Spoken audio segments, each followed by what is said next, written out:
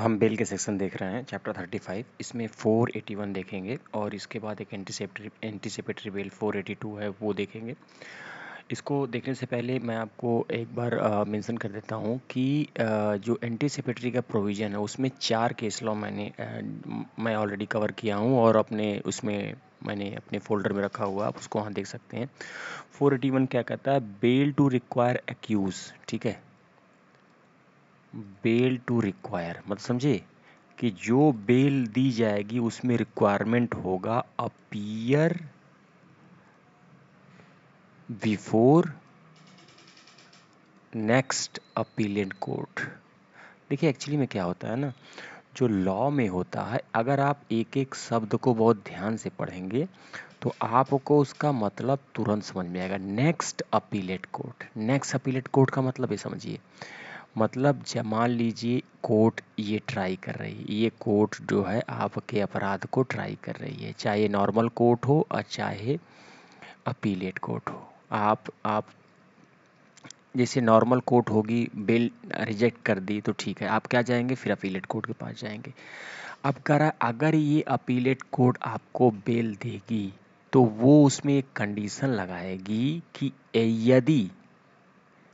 यदि जो opposition party prosecution as may be का शब्द लिखा हुआ है कि अगर जो opposition party prosecution higher court में गई आपके बेल के खिलाफ, ठीक है, तो हाँ आपके जो है ये पिटिशन फाइल किया हायर कोर्ट में कि भैया इनको जो है ये जो बेल मिली है ना ये गड़बड़ है, तो आपके बेल के साथ ये कंडीशन मर्ज रहेगी, ये कंडीशन उसमें मर्ज रहेगी कि जब भी bail to require appear the next, यही है higher court is the next appellate court. मतलब बेल आपको मिलेगी लेकिन उसमें ये लिखा रहेगा कि जब भी अगर पार्टी गई हायर कोर्ट में पिटिशन फाइल की इस बेल प्रोविज़न के खिलाफ, तो आपको नेक्स्ट अपीलेट कोर्ट या हायर कोर्ट में आपको जाना पड़ेगा, ठीक है। तो वो बेल की कंडीशन में ये आपको मर्ज रहेगी, तो इसमें लिखा हुआ है कि आपको जो जाना पड़ेगा ना वो शैल बी का इस्तेमाल हुआ है, शैल बी, आपको जाना ही जाना पड़ेगा। और यहाँ पे मे बी का मतलब पार्टी जा भी सकती है आपके बेल के खिलाफ, नहीं भी जा सकती है, तो पार्टी की डिस्क्रिप्शन के ऊपर है। लेकिन अगर पार्टी गई तो आपके बेल के खिलाफ, तो आपको नेक्स्ट अपीलेट कोर्ट में मतलब वहाँ पे आपको जाना ही पड़ेगा, क्योंकि जो भी आपको जो बेल मिली है वो दो शर्तों पे मिली होगी, या तो बॉन्ड के साथ पर्सनल बॉन्ड पे मिली होगी या तो बेल बॉन्ड पे मिली होगी, ठीक है। ये दोनों जो बॉन्ड है और जो बेल बॉन्ड है, ये मैं आपको बॉन्ड के जो है चैप्टर सेक्शन 484 टू 496 पूरा बॉन्ड का मैंने फोल्डर बना के रखा हुआ है, पूरा बॉन्ड अच्छे से पढ़ सकते हैं। ये दोनों सिर्फ 6 मंथ तक वैलिड होगा।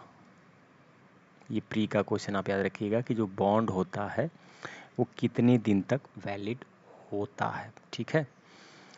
तो ये हो गया सेक्शन 1 सब सेक्शन 1। अब आ जाइए 481 सब सेक्शन 2।